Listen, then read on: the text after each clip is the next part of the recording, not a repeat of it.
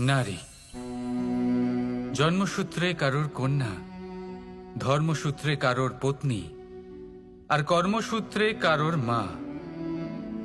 আমাদের মনে এই ছবি আঁকা রয়েছে একজন নারীকে নিয়ে, তাই না? একটা অতুলনীয় ভূমিকা রয়েছে নারীদের আমাদের জীবনে, আর নারী ছাড়া আমরা কিছুই নই। কিন্তু অধিকার, সেখানে আমরা একটা ভুল করে বসি।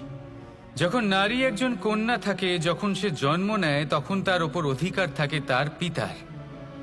আর তারপর যখন বিয়ে হয়ে যায়, তখন তার অস্তিত্বের ওপর অধিকার থাকে তার স্বামীর।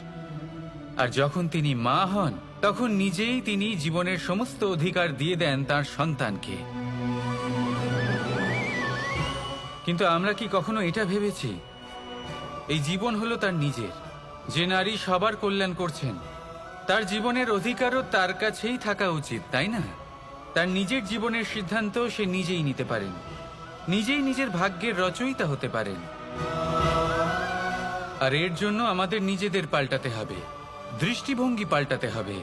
কারণ এই ধারণা সেটা আজ বা কালকের ব্যাপার নয়, এটা ঘটে চলেছে বহু বছর ধরে, আর চলতেই থাকবে যদি আমরা এটা না বদলাই।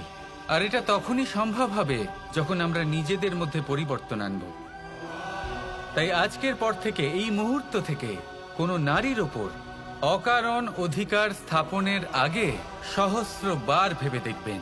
কারণ যখন নারী নিজের অধিকার কেড়ে নিতে বাধ্য হবেন, তখন শুধু এবং শুধুমাত্র বিনাশই ঘটবে।